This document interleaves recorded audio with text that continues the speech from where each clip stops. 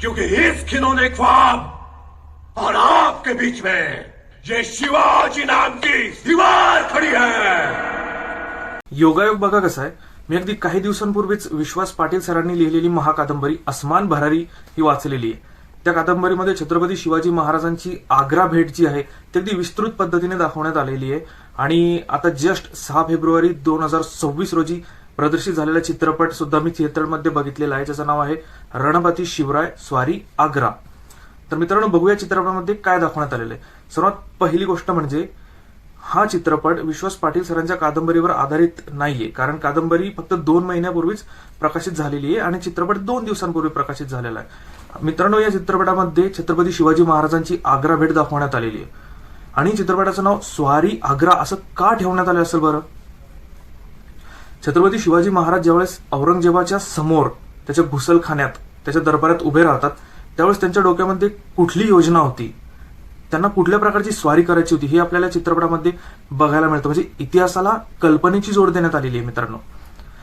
कल्पनेची जोड अशी की महाराजांनी आग्र्यामध्ये कुठल्या प्रकारची स्वारी केली असती आणि त्याच्यामध्ये एक डायलॉग सुद्धा आहे की प्रतापगडावरील नरसिंह जर आग्र्यात प्रकटला तर, यावरूनच या चित्रपटाला रणपती शिवराय स्वारी आग्रा हे नाव देण्यात आलेलं आहे। आणि हाच इतिहास आपण 2022 साली प्रदर्शित झालेल्या अमोल कोल्हे सरांच्या शिवप्रताप गरुडझेप या चित्रपटामध्ये सुद्धा बघितलेला आहे। त्या 2 चित्रपटामध्ये फरक काय? फरक काहीच नाहीये। इतिहास आपण 4थीच्या इतिहासात सुद्धा वाचलेला आहे, इतर पुस्तकांमध्ये सुद्धा वाचलेला आहे, छत्रपती शिवाजी महाराजांच्या आग्रा भेटीचा इतिहास। तर या 2 चित्रपटामध्ये फरक काय मित्रांनो? 2022 साली आलेला अमोल कोल्हे सरांचा चित्रपट शिवप्रताप गरुडझेप यामध्ये इतिहास सलग पद्धतीने दाखवण्यात आलेला आहे। महाराजांची आग्रा भेट, आग्रा भेटीचं नियोजन आणि आग्र्यावरून महाराजांची सुटका। आणि रणपती शिवराय स्वारी आग्रा या चित्रपटामध्ये तोच इतिहास दाखवण्यात आलेला आहे, पण थोड्याशा वेगळ्या पॉइंट ऑफ व्ह्यूने, थोड्याशा वेगळ्या दृष्टिकोनातून आणि थोड्याशा वेगळ्या अँगलने। म्हणजे चित्रपटाच्या कथानकाच्या मागचं कथानक या चित्रपटामध्ये दाखवण्यात आलेलं आहे। चित्रपट दोन्हीही उत्कृष्ट आहेत, छान आहेत। दोन्हीमध्ये सुद्धा आपल्याला शिवरायांचा इतिहासच दाखवण्यात आलेला आहे। दोन्ही चित्रपटामध्ये सुद्धा उत्तम प्रकारचं संगीत वापरण्यात आलेलं आहे आणि कलाकारही दोन्ही चित्रपटामध्ये उत्तमच होते आणि आहेत।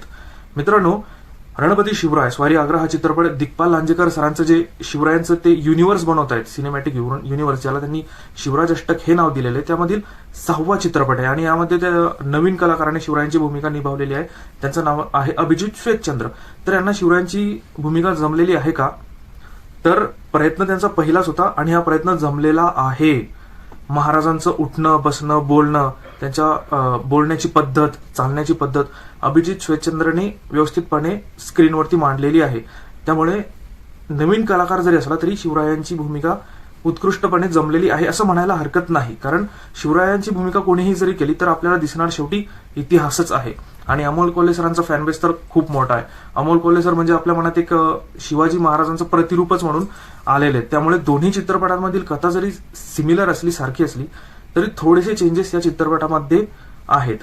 आणि शेवटचा मुद्दा मी सांगू इच्छितो या व्हिडिओच्या माध्यमातून की छत्रपती शिवाजी महाराज आग्र्याच्या भेटीतून जेव्हा निसटले त्याचं ऑथेंटिक प्रूफ कुठेच नाहीये की शिवाजी महाराज कशा प्रकारे सुटले। काही जण म्हणतात पेटाऱ्यातून सुटले, काही जण म्हणतात की पेटार खांद्यावर घेऊन सुटले। तर शिवप्रताप गरुडझेप मध्ये महाराजांनी पेटारा खांद्यावर पकडून तिथून निष्ठून जातानाचा प्रसंग दाखवला आहे आणि या चित्रपटामध्ये थोडासा वेगळा प्रसंग दाखवलेला आहे। मित्रांनो, अमोल कोल्हे सर ज्यावेळी चित्रपट निर्मिती करतात त्यावेळेस त्यांचं संशोधन हे दांडगं असतं। आणि रणपती शिवराय स्वारी आग्रा या चित्रपटाच्या सुरुवातीला सुद्धा आपल्याला एक स्क्रीनवर काही ओळी लिहिलेल्या दिसतात, ज्या माध्यमातून आपल्याला कळतं की या टीमने सुद्धा थोडंफार चांगल्या प्रकारचं संशोधन केलेलं आहे। इतिहास महत्वाचा आहे।